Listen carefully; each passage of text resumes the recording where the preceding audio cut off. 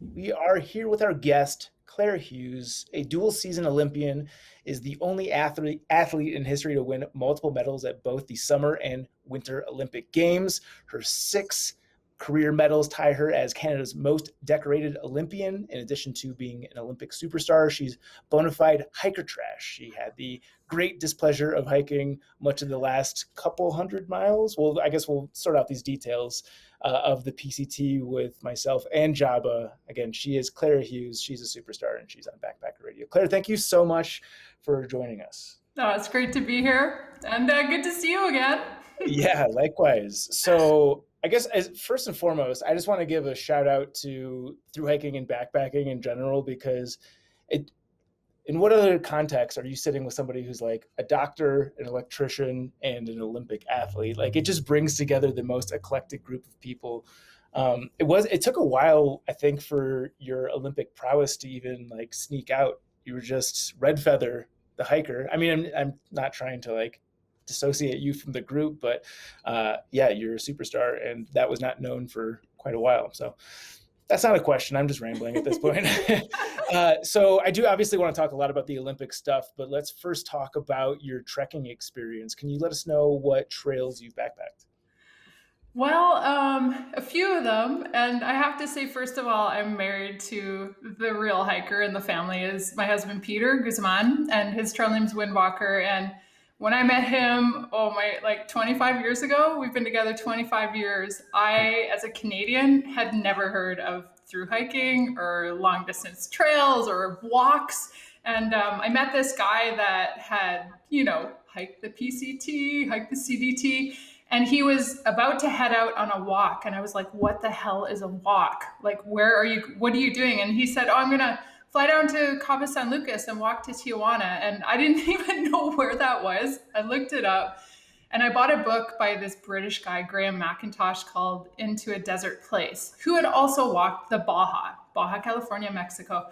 And that's what Peter did. And for 3 months, I received handwritten letters from him. These beautiful letters of the people he met. He's Mexican American, Spanish speaking, grew up in Mexican culture. He's from Oregon, and just this world unfolded to me that I had no idea existed. And I was reading this book by Graham McIntosh, who is like on cliff sides, grasping onto the foliage, trying not to fall into the Sea of Cortez. He had like a Tecate sponsorship. He was like full hiker trash. And this was 1996. So this was even pre-hiker trash. And I was just like worried about Peter, but I knew he was okay by the letters I would receive. And I received one phone call in 3 months.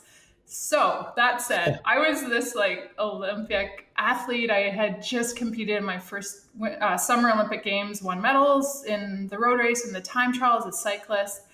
And all I wanted to do was like quit sport and start hiking because it was the coolest thing I'd ever heard of. And everything I had done was and continued to be for a much longer time, very structured as an athlete. And I was married to someone with someone and then married to someone who just led this very free life. And I think anybody listening, and both you, I hope, when I say that, when you think about being on the trail, that liberating experience of walking with all you think you need on your back and you get rid of things and you're just walking and it's so simple and everything makes sense and you think you're going to get off the trail and life's going to be that way and it never is.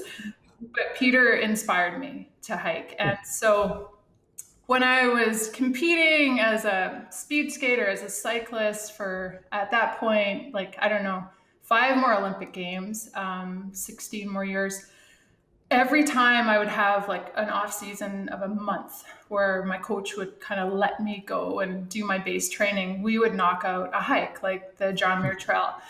We did the Inyo White Traverse in its entirety almost twice, once fully and once 2/3 of the way. The John Muir Trail again, parts of the PCT, little walks like this, and I just kept waiting until I quit sport finally, which took until 2012 to do so I could finally do a hike. And then my life got really complicated and I couldn't get enough time to do a really long one until 2015 when I hiked the Appalachian Trail. And then I just dreamed of hiking, but I still was too busy with work and travel and just a lot of things in life that put me on a trajectory that didn't allow for the time. And that's like the biggest thing, the hardest thing to do is to find the time, right? To do Yeah. these walks. And finally in 2017, pretty close to maybe half a year before we met, Zach, I blew my ACL out on this little walk, like on a family walking path. I slipped, my foot got caught in something, I fell and blew my ACL. Had to get the reconstruction surgery. And I just realized with other things in life, like if I don't make the time, I'm never going to make this time to really do this. And so I basically quit everything, and I quit work. I quit all of the responsibilities I had, the advocacy work I was doing in Canada and around the world for mental health awareness and sport for development. And I just started walking. And so ended up hiking the Continental Divide Trail, the Pacific Crest Trail 1.5 times, the Grand Enchantment Trail, the Great Divide Trail, the lowest to highest route, the Arizona Trail, like a bunch of trails. And Huh.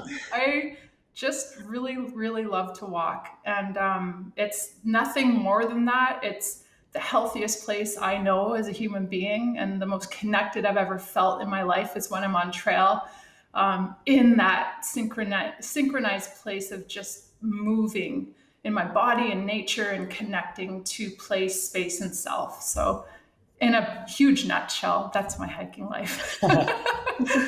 So before we move on, I'm actually very curious. What is this Baja hike? Yeah, Because I've never heard of this and I need to do this. I was thinking that as she was saying it, I was like, okay, go home, Google this, because Yeah, you always forget there are trails other places. everywhere. There's so many trails I don't even know about. There is no trail. Oh, okay.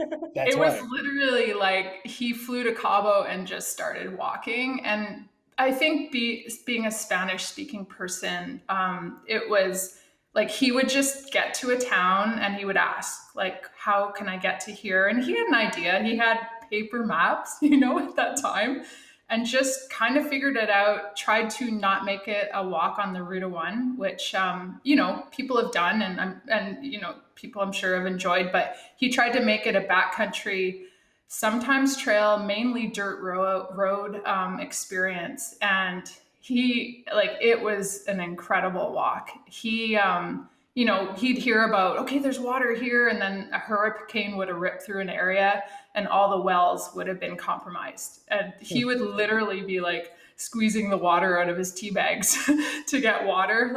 And Peter also, when I said he hiked the PCT and CDT, he hiked the PCT in 93 when 23 people, I think, started that year.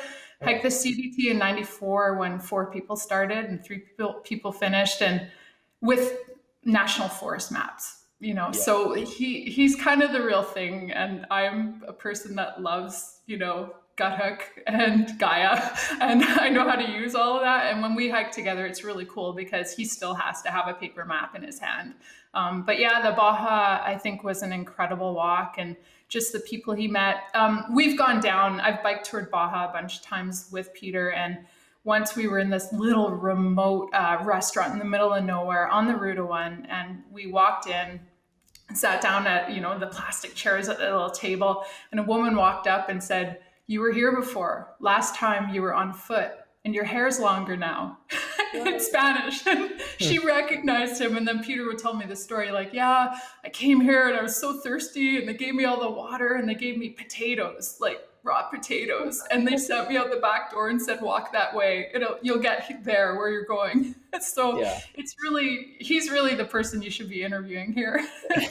Well, I think we've got enough to chat about, but yeah, let's connect. I'd actually love to talk to Peter about that. I have a lot of Montezuma's revenge questions about that hike, but we'll save that for another time. Yeah. Yeah. Okay. So we are going to interweave more of the backpacking stuff into this, but I do obviously want to talk about the Olympic stuff because I know nothing about this and I am fascinated. So kind of give us the background. How did you get into the Olympic worlds and the sports that, would eventually become your Olympic career? Yeah, it's a little bit of an unusual path in that I didn't grow up in a family that was sport oriented. I grew up in an intellectual, artistic family. I'm from the prairies. For the American audience, I grew up north of Fargo, North Dakota, in a Hmm. place called Winnipeg, Manitoba, that is actually flatter than Holland.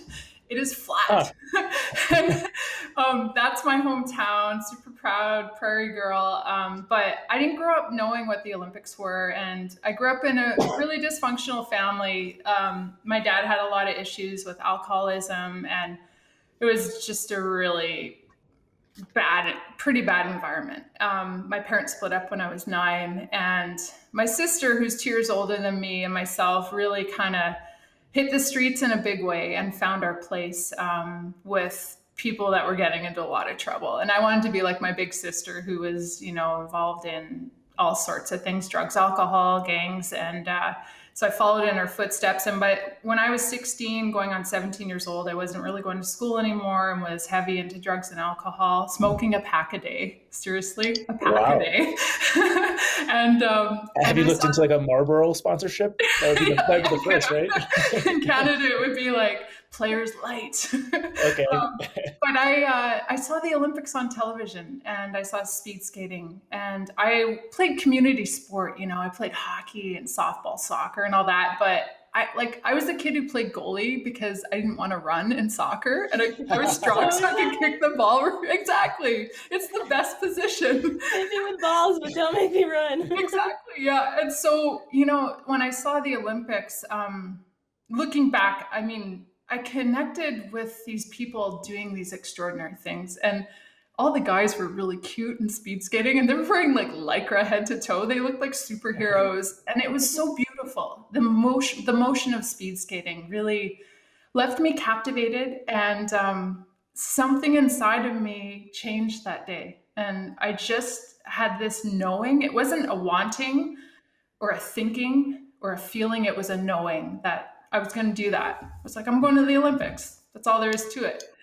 And my mom, to her credit, when I told her, she didn't say all the things I was doing wrong. She was like, okay, well, I'll see what I can do. And she called a club. I got a pair of rental skates and I learned how to skate. I got my own skates and I was good fast. And so I ended up on the provincial team. The eventually, not my first national team wasn't speed skating and ended up being bike racing. But what sport did for me at that level, being surrounded by athletes that were like living healthy lifestyles and doing everything right, is it got me off drugs and alcohol, and I quit smoking.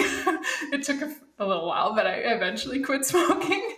And it was fun to be good at something and to be seen as not just a delinquent, but being like, wow, people are like talking to me because I'm winning races and stuff. And so my athletic life unfolded. I got recruited into cycling, ended up going to my first Summer Olympics, and totally, completely crumbled after that. I spiraled into a place that terrifies me to this day. I went back into the place of drugs and alcohol abuse to cope with just feelings of inadequacy and worthlessness and hopelessness inside, because all of the things I felt as a child and growing up in that family environment didn't go anywhere when I started winning races. I started using sport as my tool of hurting myself by overtraining, by never being enough, by never winning enough. And when I won Olympic medals in my first Olympics, and I actually thought I was going to like feel good about myself, really feel good inside, and I felt like nothing. I spiraled into depression, and it was a real struggle for 2 years. And that was right around the time I met Peter. I was still trying to bike race, just hitting my head against the same brick wall. And I ended up quitting sport, moving to Bishop, California. Oh, fun. and I tried to train. I would get really fit and I would be really, really good, but I'd go back into the sport world and I would crumble again. And so eventually I just quit for good. And I was living in Mammoth Lakes, California at the time. And I was just like, I just want to paint houses and I just want to hike. And I thought it was sport that was kind of doing these things to me, but it was really life experience and having not dealt with deep rooted trauma and the experience of that trauma. And it took me a long time to realize I needed help and it was okay to not be okay. And finally, I went back to sport because that was the place I could receive the support psychologically for my health, for my mental health. And it took so many years to get healthy again. And to be able to pursue sport in a way that wasn't destructive, wasn't a path of destruction. And what's interesting with hiking is in that time when I really thought I was going to quit sport, I hiked the JMT with Peter. And he was like, let's just try. Like, let's let go of sport, let go of competition. We'll just go and walk. And so what I do is I went on the trail and I turned hiking into sport. And I was just like, we have to do this. We have to get there. We have to do this mileage. Like having never hiked before, never carried a backpack. And he was like, what is wrong with you? Like, look where we are. Look how beautiful it is. And after like 7 miles, I was like crying on the side of the trail. Like, I'm never going to be able to finish. And he was like, let's just go swimming. And so we went swimming and made craft dinner. And then I was just like, oh, okay, this is kind of fun. And he was like, don't worry, we'll get there. Just stop trying to be somewhere where you're not. And that experience of hiking the JMT changed me. It changed not just me as a person, but me as an athlete. And I realized that this incredible thing happens when you allow a journey to unfold, when you stop trying to get to the end and you allow yourself to experience every moment along the way, which I did. And by the end, we ran up Mount Whitney and we were like running up there. And I was like, I've never felt so strong in my life and so free. And people were like, how come you're carrying your packs? And we're like, we're just so happy. And it was just the most liberating experience because it didn't matter that I was going to the end of the trail. What mattered was I had truly experienced every step of the way to get there. And I brought that into every Olympic preparation and performance I had after that. I had the gift of trying to, win an Olympics time and time again. I never forgot what hiking taught me. And it was just to embrace every moment because you never know what that end result's going to be. It may totally suck and you may never get there. So don't lose what you have. Mm-hmm. There's a lot that I want to touch on based on that answer. But let's go back to the beginning because I think this is really interesting. So you said that you first got into sport when you were 16 or 17. How old were you when you were in your first Olympic Games? 23. Okay, so we're talking about 6 years. That's incredible. So I'm curious, like you said that you played sports as a kid, but you were a goalie. Did you, even in that time, did you know that you were gifted as an athlete? Like, could you sense that no, not at all. No. Was it natural talent? Like what happened between getting the rentals and realizing like, oh, I'm fast? Like, were you just training extra hard or harder than people around you? Or were you just, had that natural gift that Zach mentioned? I think I had it. I mean, I always, Chance, when I said I saw the Olympics, I saw something that I knew I was going to do and be really good at. And it's just weird that I saw that and I was like, that is me. And then, so when I learned to skate, it felt like an extension of my body, having 17.5-inch blades on my feet and gliding in this alien motion. It's such a weird sport. There's you just have to turn left. You have a straightaway and you have a corner. You start the race, straightaway, corner, change lanes on the backstretch. It's really linear in a lot of ways. Like I didn't do short track.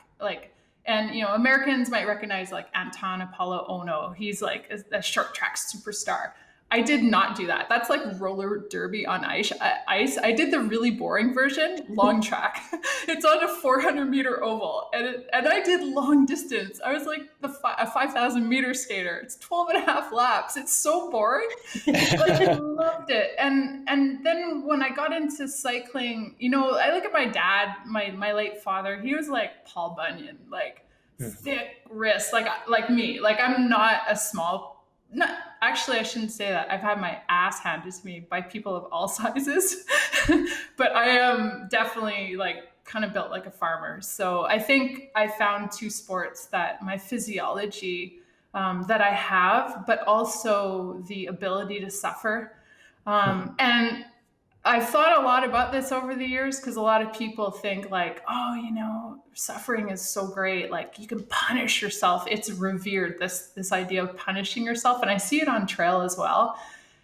And most of the time, that ability to do that comes from a place of hurt and a place of pain to create another pain. And as I've said a little bit, it's like it's all rooted in early childhood trauma, which I've learned as an adult to try to understand and live with.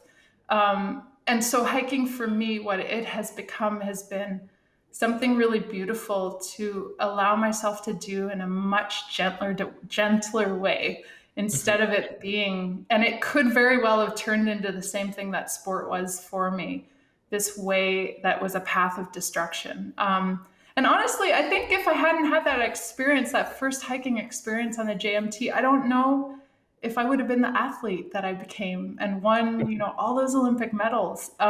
It really truly taught me like a great life lesson of just being completely present. Yeah. So, sorry. No, go ahead. Did the Olympic medals came after the JMT revelation? Yeah. Okay. Yeah. So two of them came before that, and those were the only 2 medals I won in the Summer Olympics. 2 bronze medals, and after my second Summer Olympics in Sydney, Australia, where I came in second last place. I'm really proud of that race, man. Honestly, I could have quit that race a million times. I had the whooping cough. I was so sick and I did not quit. I finished a race that I was alone. Everyone around me quit. It was raining. It was really shitty. And I didn't give up. And I finished and I was so proud of myself. And I was just like, this is as important as any medal because I did not give up. And this was the best I had today. And everyone was like, you are so weird. You should be so mad.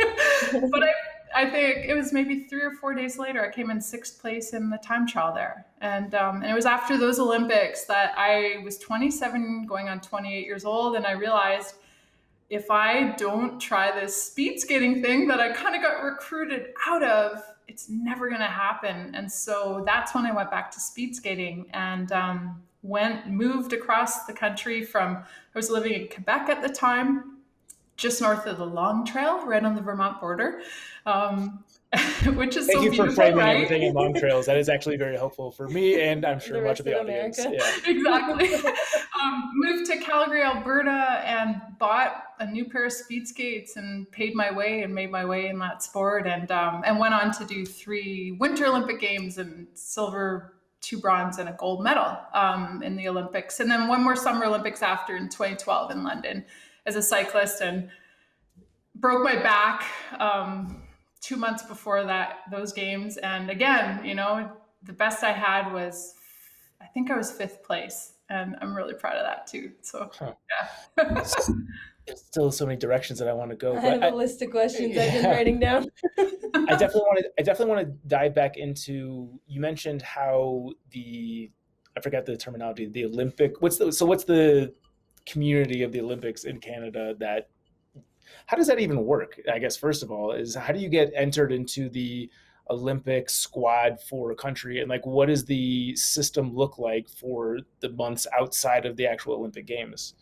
Well, it's different for every event. Like I was in mainly individual events. So it's based on your international ranking from the year before. You have to qualify with a certain time in your event to even compete in Olympic trials. I was always in a position because I was always in the top 3 in the world at the World Championships the year before that. I was always pre-qualified for the Olympics, and I had to have a top 5 at a World Cup before in the Olympic year leading into the Games to keep that pre-qualification. So my results allowed me a little bit. I mean, it's not easier because it was really hard to get those results, but it was a clearer path to the Olympics. But there are a certain amount of spots that your country has. You either are pre-qualified or you have to be top 1 or top 2 at Olympic trials to get a spot. And then, and then you're named to the Olympic team. And I've had that honor 6 times in my life, 3 in the summer, 3 in the winter. And It's pretty amazing. Like, I always remember being that kid who was watching TV, like I said, when I was 16 going on 17, getting into all that trouble. And I always remember how a seed was planted inside of me, and that seed got to be watered over and over and over again, and it bloomed into these beautiful things, these performances, whether they were a gold medal or second last place. Every one of them taught me something and gave me something to share with people, share part of that experience and part of that path. So it's really pretty cool. So you mentioned that the Olympic community gave you the structure that you needed to overcome your mental health issues early on. Can you kind of go into a little bit more depth into how that enabled you to achieve that? Yeah, and I say that kind of broadly because what sport allowed was the support of sports psychologists, which early on, and doctors, medical doctors, who the first time I faced that I really was depressed, that I was in a place that wasn't just feeling bad, that wasn't just being lazy, that wasn't just not wanting to do this anymore.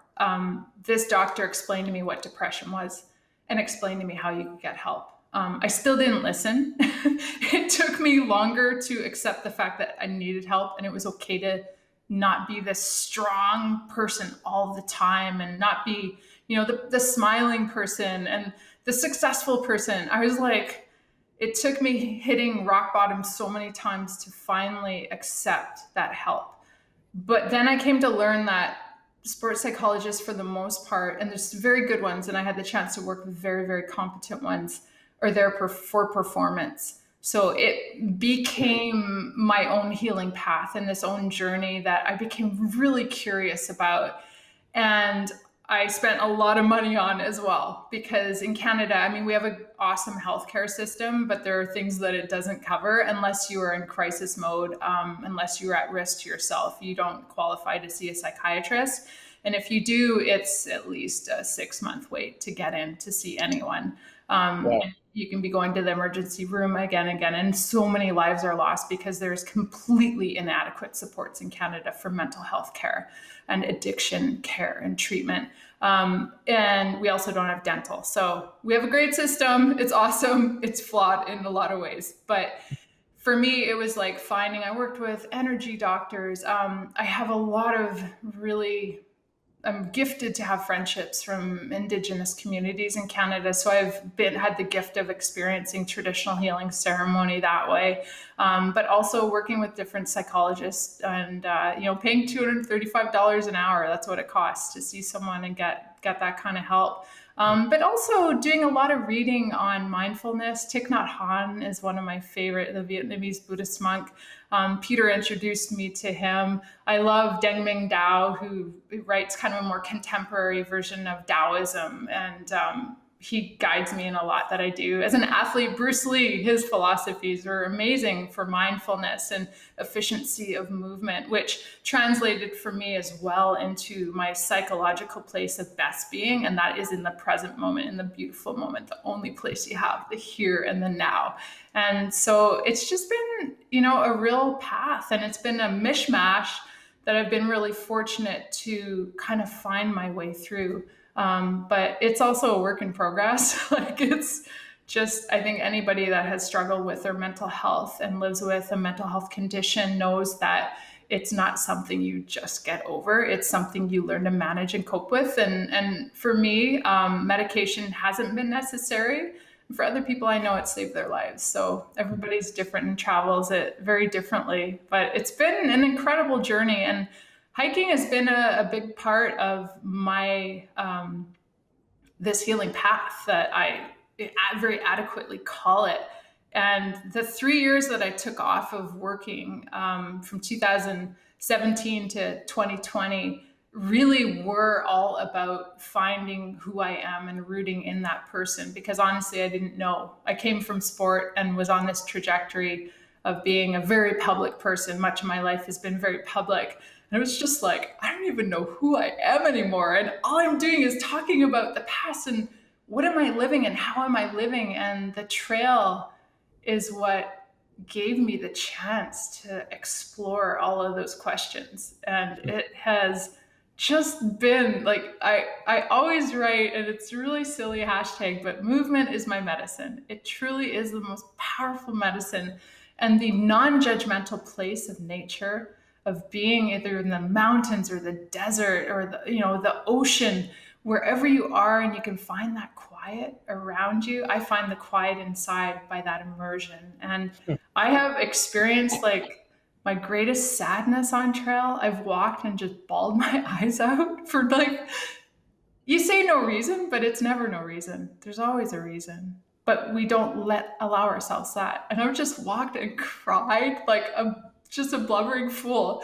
And then that's turned into a laugh. And I'm like, I don't even know why I'm laughing, but I'm laughing and I'm just letting it out. And then just walking and experiencing joy and really truly feeling it without a condition of or question of, is it going to end, this feeling? How long is it going to last? Where does it come from? It's just, no, I am joy. I am sadness. I am joy. I'm everything. And hiking has allowed me the greatest healing. And I say that, I mean, with my heart. I am so grateful for the trail, for what it's offered me in my life as a human being. It's just been so powerful.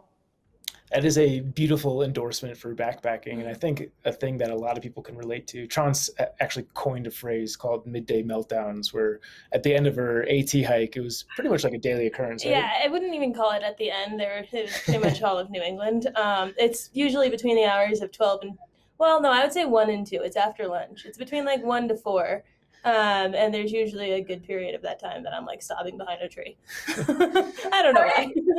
But the movement is my medicine thing. Like, I know I've said this on like 3 episodes already, but I read this book called Spark, The Revolutionary New Science of Exercise in the Brain. And they talk about a study that was done towards depression where they pinned exercise against Zoloft, or I think it's one of the antidepressants. And they ended up finding that after the period of time that they were doing the trial for, those that were doing the exercise part of it had less symptoms and less relapses than those that were medicated. So it's like there's science behind it. So it's completely understandable that has that effect.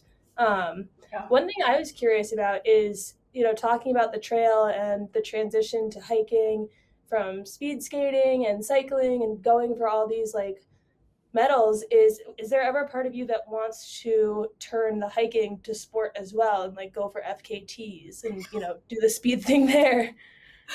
No. And what's interesting is I say that with great respect for the hikers that do that, because it's not that I don't want to. I don't even think I can. Like, honestly, like I had just the gift of passing Anish on the CDT, not passing her, but crossing trail. She was going south.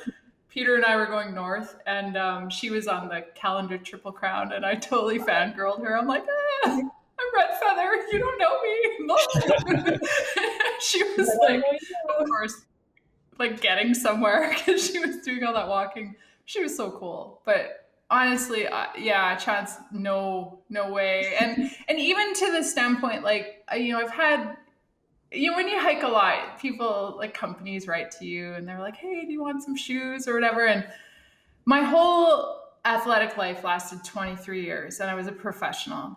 It was my job. I endorsed companies, I endorsed brands, and I have the gift of having the freedom to be able to buy my own gear. And so this is not a judgment on anybody that takes a Cliff Bar or whatever. I don't care, take it. If someone offers it, take it.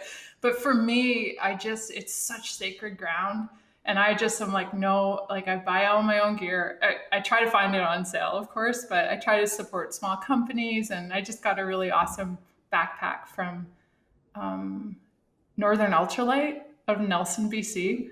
Yeah, little company. Plug to them. Yeah, no, that's a new one. Northern Ultralight. And it's such a cute pack. And I was just like, I'm gonna try to use a pack somebody made with their hands, and so I really just want to keep hiking as this thing I get to do, and for me, it's like, and it's different for everyone. So please, people, don't take any of this as a judgment if you do it differently, because I totally honor and respect everybody doing it in their own way. But for me, it's a friggin' vacation. I'm like, I am on vacation. And this is like, if you put me in a resort, I'm just like, get me out of here. I hate that shit. But if you put me on a trail, I'm like, yes, like it's just like my place of being and where I feel free. So no, there's no records, there's no nothing. And I just like, honestly, I'm so afraid to even say that I'm doing a trail until I'm like a week from finishing, because it's just so many things that can happen. And I'm like, when I went southbound on the PCT in 2019, there were people that were like, oh, like you're up, way up, like just south of Hearts Pass. So do you know what your finishing day is? I'm like, no, like I don't know. I kind of hope I get there, but I don't know. Maybe I'll hate it. I don't know. Maybe I'll quit. Maybe I won't. Maybe I'll get injured. I'm just going to walk. I don't know. So it's really, truly just recreation for me, and I love it. Mm-hmm. That makes sense. You spent 2+ decades in sport where it wasn't necessarily recreation, I'm assuming. There was probably recreational elements to it, but probably more vocation than vacation. But I get why people do it, though, Like, I totally. get that. Like, it's like, God, yeah, you want to challenge yourself. And when I see people doing things where they're like, I'm going to crush this or that, I'm like, yeah, you do it. Like, challenge yourself, stretch your limits. If that feels right, do it. Don't let anyone limit you, and don't let anyone stop you. But not for me. No. Yeah. So I want to go back to the therapeutic properties of backpacking that you found. And I also know that you're a big advocate for mental health for others. That's your platform of late, it seems. Correct me if I'm wrong. But I'm curious if that's one of the elements that you recommend to others, or at least, I mean, I know you're doing it now, but do you relay your story about how backpacking was beneficial and that it potentially could have that impact for other people who are struggling? Well, what's weird is, like, I don't know if you both find this, but when you're on trail and you're surrounded by hikers, that's all you talk about, right? And that's one thing I love about the trail is, like, someone's a doctor, they're like a Nobel Peace Prize winner. Nobody gives a shit. Olympian, what I realized with my own history, when I was on the Appalachian Trail, I just kind of would stretch the truth. Like, I just didn't want anyone to know, because I didn't want to talk about sport.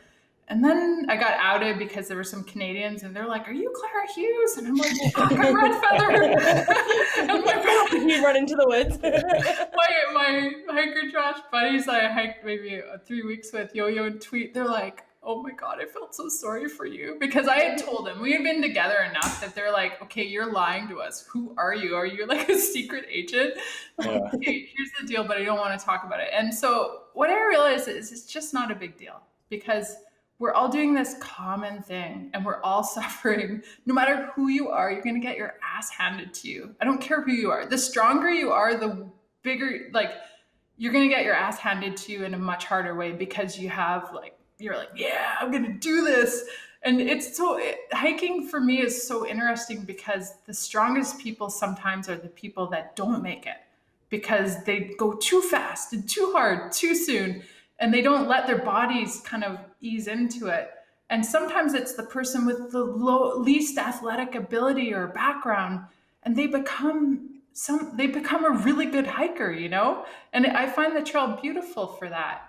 But I like the anonymity of it. I like that we're just all out there and nobody really cares what you've done. It's like, who are you here now in this place and space where we are all together?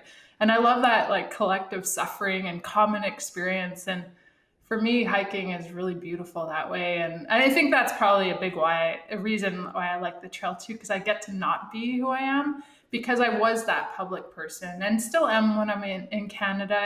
And Zach, I have advocated a lot for mental health in Canada, starting in 2010. And I was the spokesperson for a major mental health campaign called Let's Talk, that really got the conversation going in Canada when nobody was really talking about it. And I stopped that kind of official role, specific kind of focus thing in when I quit everything in 2017, because I realized that I was repeating a part of myself and repeating that and telling that story over and over again put me in that place where I felt like I was stuck and didn't know really who I was. So then, as I said, got on the trail, and that's helped me kind of find out who I am in life not as an athlete, not as a person who has struggled, a person that is recognized, but just as like this Redfeather person. and it's been really great. But I still always, with mental health, what's been fun about having more energy after stepping away from the work that I was doing is that I have all day if someone wants to talk to me now. And it's so funny because I'll be in a grocery store and someone will be like, "Hey, are you Clara?" And I'll be like, "Yeah." And they'll be like, "Oh, blah, blah." They'll tell me something and I'll be like, "Oh, well, who are you? How's it going?" And then we'll get to the point where they're like, "Okay, well, I have to go." And before I'd be like, "Oh my God, I can't talk about this. I'm so tired. I don't want to talk about myself. And I just want to be somebody, a face in the crowd." So it's been an interesting journey. And I just love the anonymity of hiking, especially in America, because like other than my family, Peter's family, my family down in Oregon, and our friends down in California, nobody knows who the hell I am, and I love it. So this is a terrible segue based on what you just said, but I have to ask it. You're saying you love the anonymity. When are they going to make a movie about your life? Because they're like, I'm envisioning like a Rocky sequence, like obviously your childhood, and then like the first games that you go to, you get a medal, and then like that sends you in a downward spiral, and then you have this breakthrough moment where you do, I think, what you thought should be perceived as negatively, finishing second to last, and that was your turning point in a positive. Like, it's just such a Hollywood script. Have people approached you about a movie? And if not, why are they fucking up? Well, first of all, up in Canada, we don't have it's just a smaller country population wise, so there isn't the force of things like there is in America. But secondly, I do have a memoir. I have a book. It's called Open Heart, Open Mind, and I'm not trying to pitch it here. Honestly, I don't. Please do pitch away. I want everyone listening to this to go buy it right now. This is what's cool. Is it on Amazon? I don't know. But one thing that's cool about it is the cover photo is actually taken in Payahunadu, which is known as the Owens Valley. And in the background is Mount Tom and Four Gables. And it's like taken just outside of Bishop, California, the photo. And it's on the cover of the book, which is my memoir. And for whatever reason, my publisher, Simon & Schuster, they decided to use that photo and not use a sport photo. And I was just like laughing. I'm like, this is so cool. Because that's is always such an important place for me in my life. And, but I had offers after that, and I was just like, no, like that was the point where I was like, you know what? I think I just need to like leave for a little bit and just be anonymous. And I don't have that in me. I don't want that. Like, honestly, like it's, yeah. And also just hiking in Canada, it's really funny. There's more Canadian thru-hikers for sure lately. But here's the thing, when you like, we'll come back from like hiking the Continental Divide Trail, like just friggin' walked from Mexico to Canada. We almost walked home because we live, we're moving right now, but we live normally in the Rocky Mountains near Banff National Park. And Peter and I were like, oh, we could just walk home. Like it might take 10 days, right? And then it started snowing, so we didn't, but we get home and you tell someone like, oh, they're like, oh, where were you for the last like 4 months? Oh yeah, well, we walked from Mexico. And they're like, oh, have you hiked the West Coast Trail? I know someone that did that. And the West Coast Trail is here. It's like, I don't know, 90 kilometers. And I'm like, you don't understand. That's funny. There just isn't it's not in the psychology, the awareness of Canadians. So the whole hiking thing, I mean, maybe it'll get traction one day, but people honestly have no idea what, like the calendar triple, the Triple Crown, the this or the that, where it's just like, common talk for all of us. It's part of our hiking vernacular. But for people up here, they're just like, There's the Great Trail, which is like not so great. I rode it from Banff, from the Rocky Mountains to here, rode that bikepacking last fall. And I know people that walked it that loved the experience, but I was just like, there's no friggin' way I could ever walk this. It's just like, it's not hiking. Yeah. But, yeah. So I guess the disparate interest in thru hiking of Canada relative to the US is that what's the chicken and what's the egg? Are there fewer trails because people aren't interested, or are there fewer trails because obviously I'm assuming a way shorter hiking season? Can you pinpoint why it is that it is such a bigger deal in the US? National Scenic Trails Act. Mm. What an amazing thing. That's why you have all these trails, and our use of public land is very different as well. Like, you can't just go and camp in the national forest here. If it's crown land, it's generally leased out to ranching usually. You have to call the rancher and be like, "Can I walk across your land?"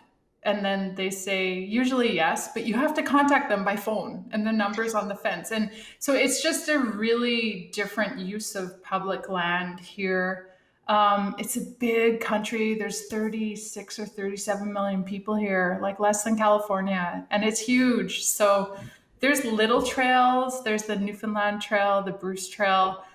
There's a big ass, the Great Divide Trail. I hiked it last summer, and I kind of took the shorter version. I could have hiked another, I don't know, 300 kilometers or something. And I was just like at that. I got to Mount Robson, and I was like, I can't do this. And it was so hard. And at that point I was alone, and I was just like, I had crossed so many glacial rivers, and you're in grizzly, like serious grizzly country the whole way. And that is an ass kicking route. And I'm not going to call it a trail because a lot of it isn't trail. And then you have to get permits and book campgrounds. And if you want to do it right and legally, you kind of have to book, I would say, like 6 or 8 months in advance. Like, how can you do that? Right. Like, yeah. So I'm grateful I did it, and I tried to do it very correctly. And I'm like, oh my God, I was like illegally in all of these national parks.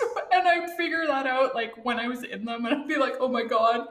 It was so confusing. And even after having done it, I'm like, if someone asked me, I'd be like, I don't know. I don't know. That is so complicated. So I think a lot of it has to do with we don't have a mandate federally in our government that has this National Scenic Trails Act that supports things like, these amazing long trails. And Canada also, if anything, is like hockey culture and canoe culture. So people really like, there's this kind of like this idea that people identify with canoeing and portaging their canoes. And I don't know, we're so weird up here. We need some trails. That's why all the Canadians come to America. Can you give a little background on the Great Divide Trail? Like how long it is, where it starts, where it finishes, what it goes through? Yeah, Chance, it's basically a continuation of the Continental Divide Trail. So like you start in Waterton National Park, you hike down, tag the border, and then turn north, and it goes through along and kind of zigzags up and over the Continental Divide proper. For what I did was about 600 miles or so, 650. I think if you go the whole way, it might be like 850 miles. And it is a route. Some of it doesn't have trail. A lot of the trails are not maintained. And then you get through these really cruisy sections that are the national parks. Banff National Park, Waterton National Park, Jasper National Park, Yoho National Park. These parks that are just majestic. Like it's the Canadian Rocky Mountains. They're just gorgeous. But the window of hiking it's very short as well, because further north you get on the Continental Divide, the bigger the winter, the shorter the summer. We live very close to the trail and the Continental Divide in Canmore, Alberta. And in all honesty, we have like 2.5 months of summer. Like it sucks.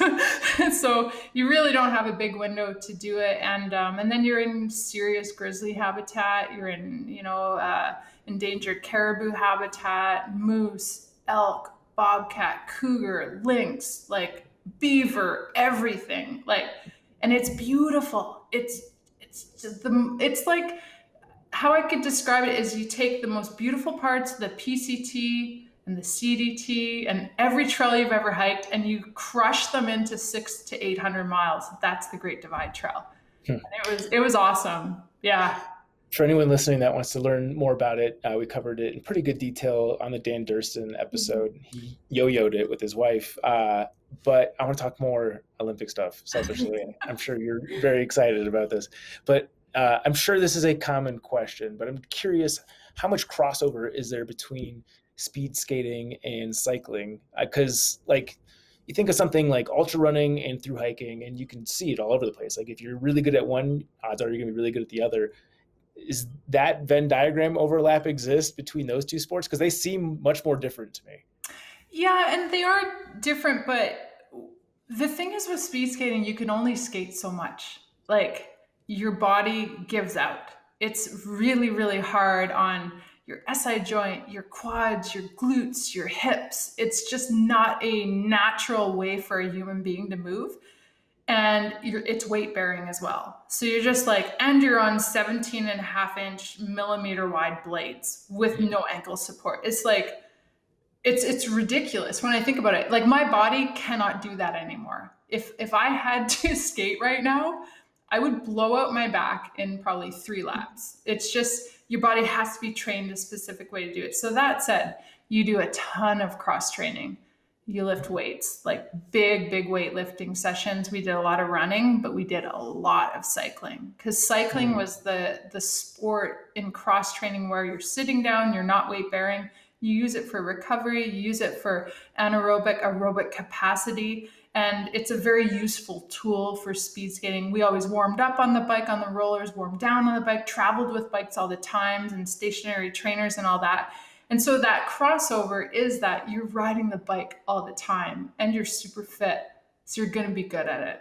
And it's just a matter of if you ever learn how to race. And if you learn how to race, most speed skaters could be a damn good cyclist. One of the other athletes who was East German, former East Germany, she's also a dual Olympic medalist in summer and winter, and she was a speed skater and a cyclist as well. Okay. So it's pretty common. Like all the speed skaters use the bike for training. Some of them go on to race. Some of them end up quitting skating because it's such a technical sport, and some people have the physiology, but they really suck with the technique, and they can never go as fast as their body should be able to go, strength and aerobic conditioning wise. Then they find cycling and they're like, oh my God, I'm just so good at this. I'm just quitting skating and I'm just going to be a bike racer. So, yeah. And when did the light bulb go off that Olympic cycling was a thing that you wanted to pursue? Were you sought out by somebody else? Is it you just were so good at training on a bike? You're like, oh shit, I might as well give this a shot. No, I was actually recruited into the sport by a coach. And the reason I was recruited is there was this competition, a multi-sport competition in my hometown of Winnipeg called the Western Canada Games.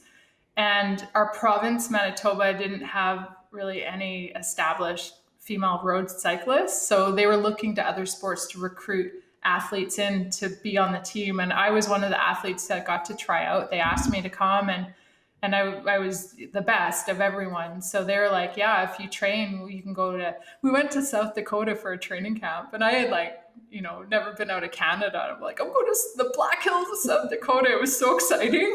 And I did my first race and I won $700. I was like top Manitoban.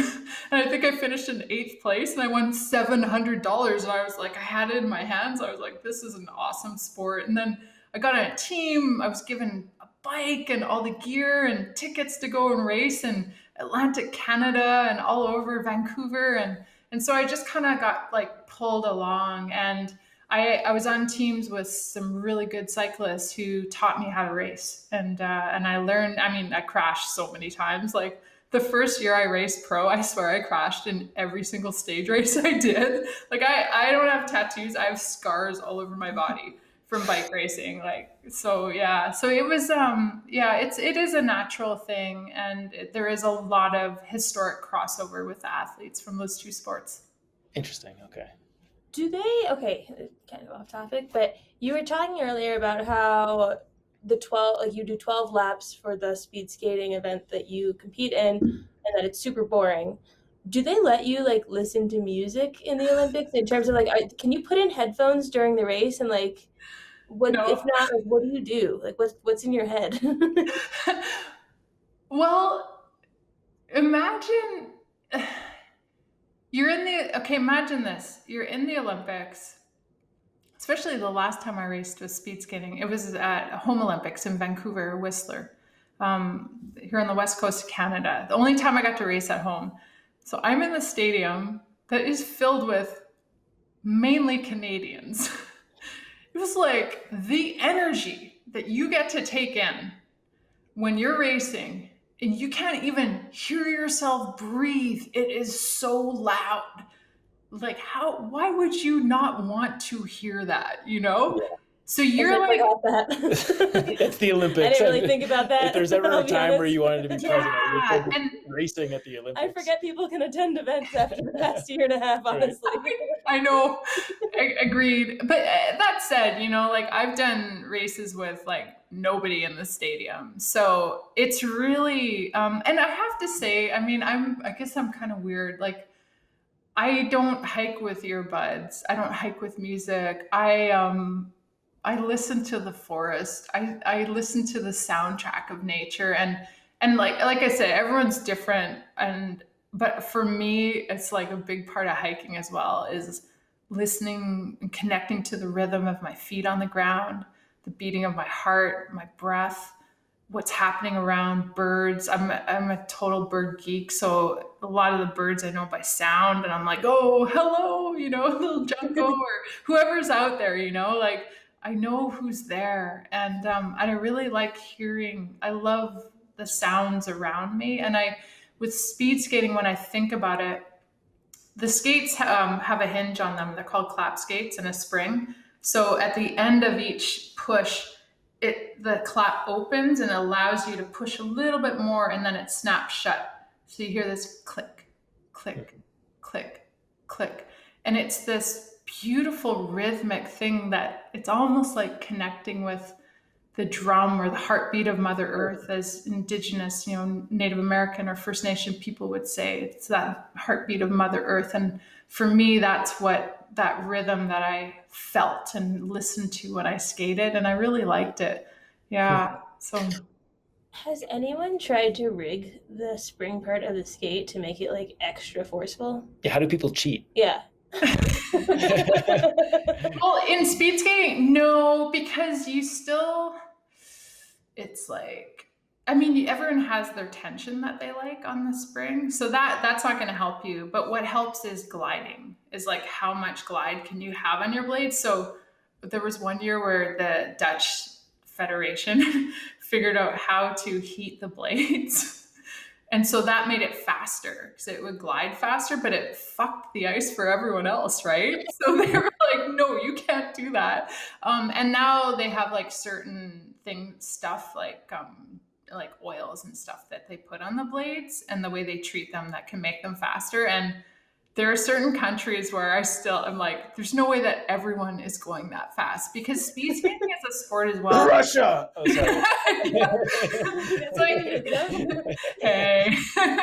With like performance enhancing drugs, there's a lot of sports where it's like as strong as you are is as good as you are. Speed skating is not really one of those sports. It's like you still have to master the technique. So if someone's juiced up or whatever, it's like that doesn't mean they're gonna win. And I loved speed skating for that. So sure. Yeah. Where are the wipeouts more intense, speed skating or cycling? Cycling. But I have to say I'm a long track speed skater. If I was short track, I would probably say speed skating, but cycling. Yeah. Okay.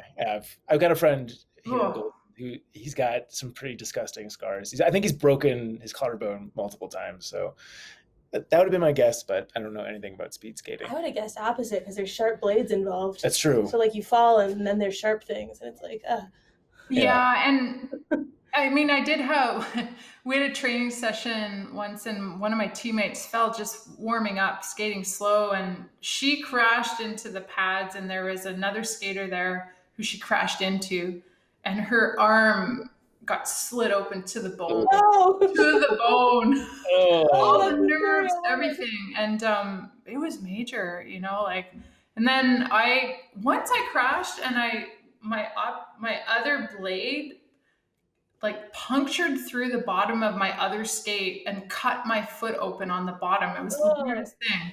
I was like, how did that even happen? I'm like going to the emergency room, and but it really, bike racing. I broke my back before my last Olympics. I crashed. There was an athlete that crashed right in front of me in a race, and I T-boned her. My bike flipped over me from behind, and my seat broke my vertebrae, broke the spine, the knob on your spine, fractured it. Like my bike broke my back. Wow. Of course, like you get up, you finish the race. It's just a stupid sport. It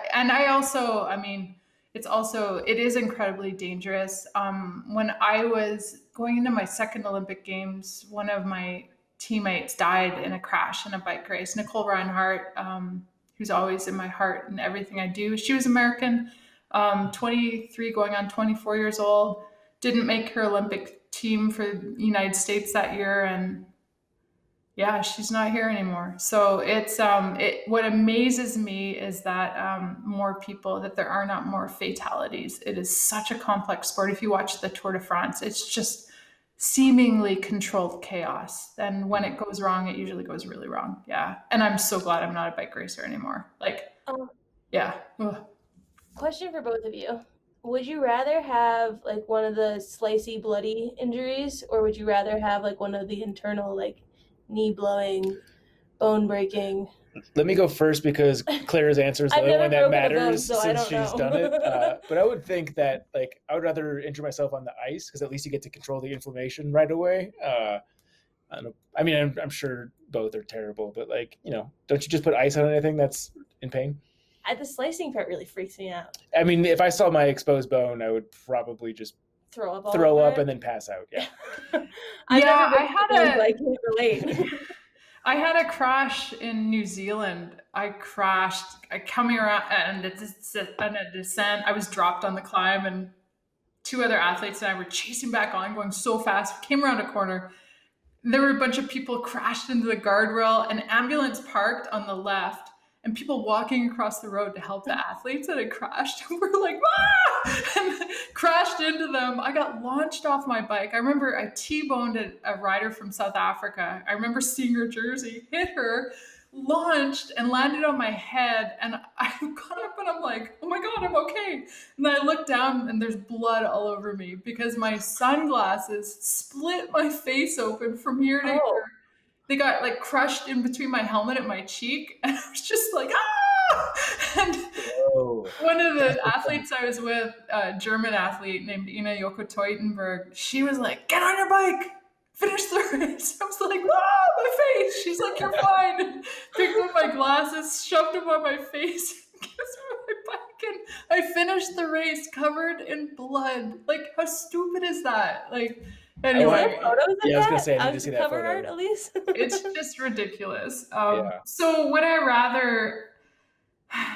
I got stitches. I was fine. As long as it didn't cut any nerves, I would rather take the cut than the ACL, because ACL reconstruction sucks. It does. From a non-Olympic athlete standpoint, it is not fun. But so, tell me this: what does it feel like to win a gold medal? I can't imagine that there's a higher feeling in the world. Like, is there like some sort of additive analogy that you can give us? Like, is it sex plus ice cream times the best massage? Like, how can you relay it to the layman? It's like anybody who's hiked. Okay, we're talking to hikers here. When you experience that time when you're walking and you're just so happy, you're so happy. You're like, oh my God, like you're never going to be happier. Except everybody is cheering for you. Everyone in the stadium, everyone at home, you get to talk about it on TV, and you have won the biggest thing that you could win historically. And it's hung around your neck, and you wake up the next morning and you look at it and you're like, oh my God, that actually did happen. It wasn't just a dream. And maybe you've worked 5, 10, 15, 20 years of your life for that. Your life's been dedicated to it.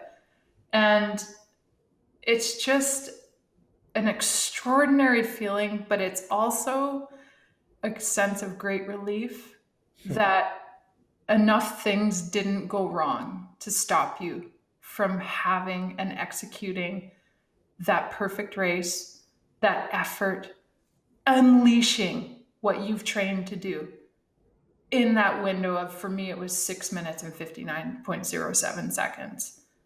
And when I won, I skated head to head, last pairing of all the athletes that night in Torino, Italy, against the 3-time defending Olympic champion in that event.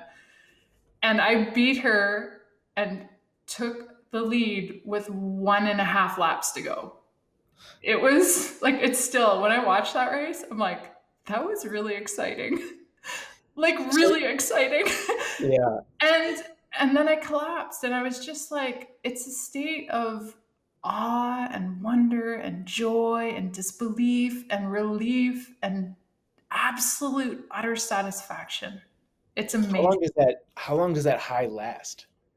I feel like that'd It's be kind of like, in a way, it's almost like finishing a long trail. Like, you're like, I'm going to feel like this for the rest of my life because no one's ever going to take this away from me. And like when you have the experience of hiking the PCT or the CDT or whatever trail it is, the long trail, the AZT, and you're like, oh man, like no one's ever going to take this away from me. I'm going to do this in my life. I'm going to do that. When you do the Olympic thing, you're like, okay, like next time I'm going to go even faster. Like I'm going to win another gold medal. You're already planning like 4 years ahead when you're going to crush it again.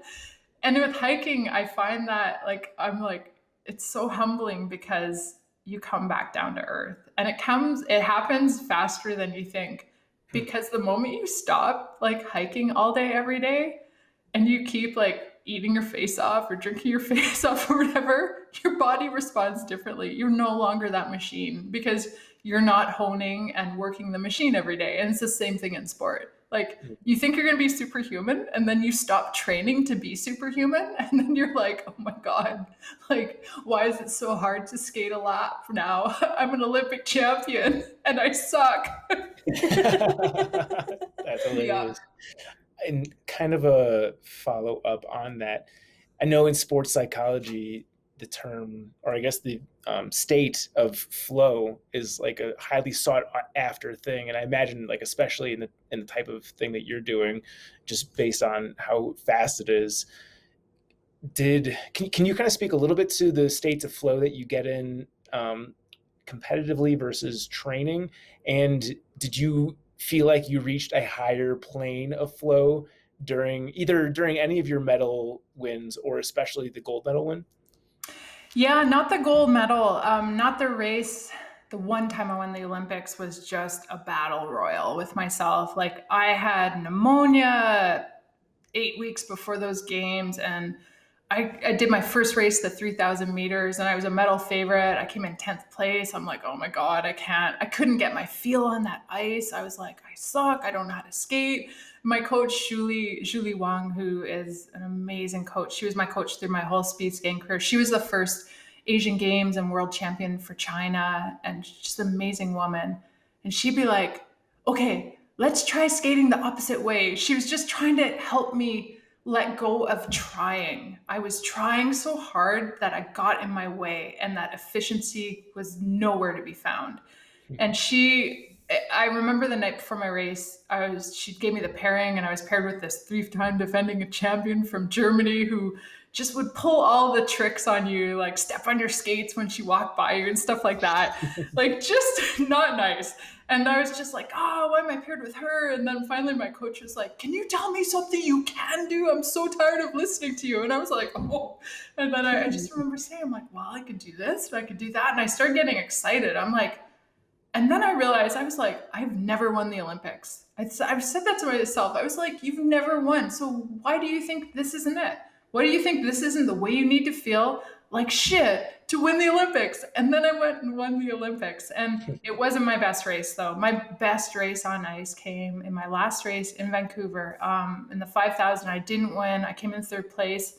I started that race, and I was just like, I skated so fast and it was so easy, but I couldn't go faster.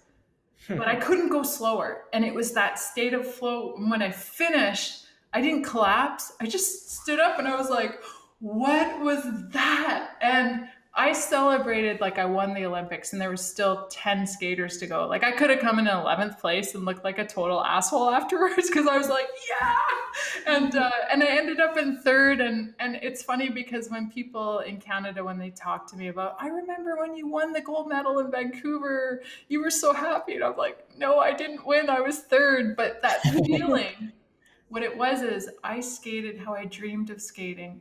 That motion happened through me. I absorbed all of the energy around me, and it was my fuel. And it was like I had wings under my blades, and it was the most beautiful feeling. And that is the last time I speed skated. I was like, it's never going to be better. I quit.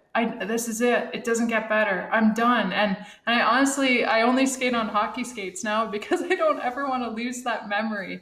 Yeah. So it's a really it's a storybook ending to your impending Hollywood movie that we're gonna make. I think it'll work really well as like a 6-episode Netflix, sure, like Queen's Gambit. How that one was like such a cliffhanger at the end of each one. I feel like we could really get that. Oh, for sure. Yeah, we have to try this out. I mean, people thought chess was boring. They think long track speed skating is boring. Maybe it could be like the next, Oh yeah. This is way more exciting than I know we're already over what I said the time would be, but I can't not ask this question because I don't know if I'll ever have the opportunity to ask an Olympic athlete this question. But is Olympic Village, is that what it's called? Is it as crazy as all the stories? Is it really just the orgy that everyone says that it is? I haven't heard. Oh yeah. Fill me in. Here's the thing. Like when you're finished competing and you've lived in this capsule of just like conditioning and dedication and this bubble. You're like a bubble child just in this bubble, and nothing's going to interfere with your performance and your focus. And the moment that people are done in general, it's like it is an unleashing of pent up energy. And just like I have seen things. I have also raced in Olympics where most of my Olympics, I raced the second day of the games and the second last day of the games. So I have had those 11 days in between where everyone's partying their face off and they're like, like someone comes up to you, a skier or whatever, hey, Clara, we're going to this party. We're seeing this band. There's always amazing music and everything's free. And there's, you can get a Big Mac at 4 a.m. if you want, but you can get anything and you can go to the wildest parties. And I'd be like, oh, like I still have a race. And they'd be like, oh, that sucks. I remember when I was, in the Salt Lake City Olympics and Peter came into the athletes village. I got him a pass for the day and we're just hanging out. And one of the athletes came up to me with something like that kind of interaction. And after they left, Peter said to me, he's like, Clara, he's like, anyone can party. You get to race. Don't fuck this up. Like you have a chance. They don't get to race again. It's done. He's like, don't lose this moment. He's like, anybody can do that. Anybody can buy a ticket to a concert. You get to race. And I never forgot that. And I've passed that on to other athletes in other games, or now young athletes preparing that, they're like, God, I race at the end. How am I going to do this? And I'm like, you're going to do it because you get to try, and don't ever forget that opportunity. But yeah, it is like wild parties and people like, honestly, I've seen athletes like, it's like hikers, you get off trail and like, I've seen it with myself too. You come off, you're like the fittest of your life. And then like within like 2 weeks, you're like, why can't I fit my jeans anymore? It's the same thing. Yeah. Do you have any stories that are like that can be kept like anonymous enough where you could tell us like a wild Olympic Village story that has happened? Well, there's kind of a funny one. My first Olympic Games with the coach from the national team, like the team director who was French. And he was a pretty wild man. And I didn't know it, but he was going out and partying every night. And before I won my first Olympic medal, the night before, he went to some big party, and he needed to get from the athletes village to the car that he was driving to go to this party, like the team car. And he took my bike. The night before, that bike won an Olympic bronze medal. He took the bike and like put it in the trunk of the car and went and partied, and then came back and put it back in like where it was in the bike room before I got up. And one of my teammates saw him, was like, "Where are you going with Clara's bike?" And he's like, "I'm just making sure it's okay." Giving it a tune-up.